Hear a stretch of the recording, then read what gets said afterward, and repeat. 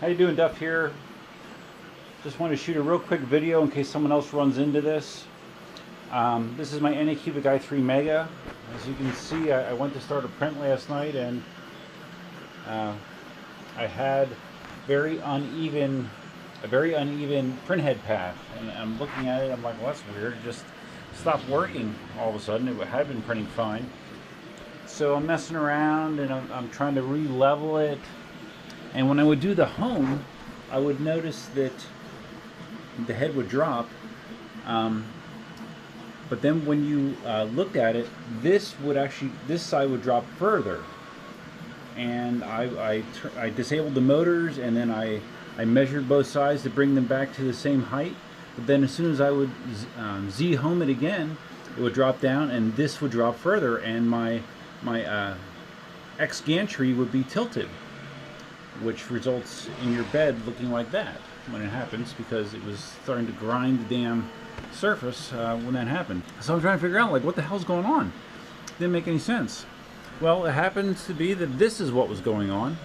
Here is the the Z-stop for this side.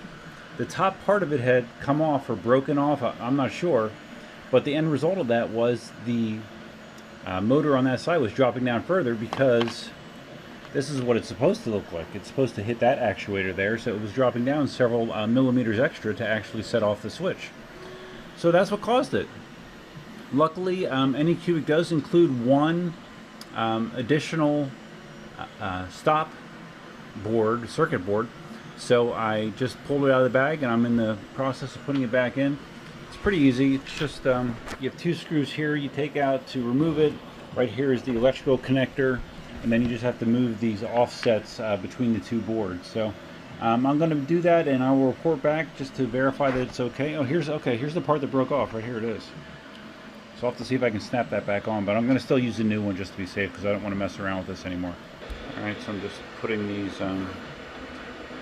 offsets back on here. These standoffs, I guess, is the proper name for it. There's two of them. Apologize for all the background noise. We have currently 5 3D printers going in the background. My 3D printed EUC stand business has been really accelerating lately, and I'm having a difficult time keeping up with demand. So I need to keep printing. That's why I keep buying stuff. Oh, by the way, I did buy the new Prusa Mini. I have one of those on order. They're not supposed to ship until the end of November, but I do have one on order. Okay, so there you go. Now I'm going to hook up the electrical connection before I screw it back in. Yeah, this was driving me crazy. I was really scratching my head on this one. Never had this kind of problem before. In retrospect, I guess someone that has more experience than me might have guessed this sooner, but I've never had one of these mechanical stops fail on me before. Alright, get this started. Okay, I have it connected. Just going to finish screwing this in, and then we'll be back to do a test print and see if I can actually level this thing now. Alright, got the sensor in. We are trying to... Alright.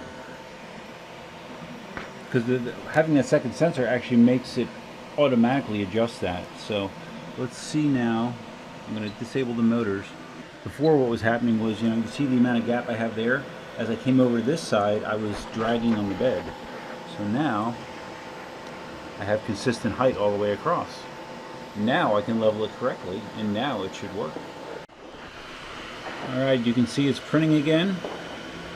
I actually wound up swapping out the print head as well.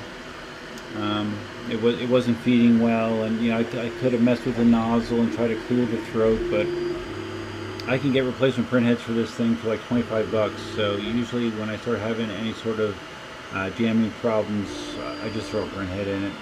I'm sure I'll get trolled for that, but in my past experience, I've had such a pain in the ass time unclogging nozzles and swapping nozzles that for me it's just as easy just to swap this, and I know I'm good for a good period of time.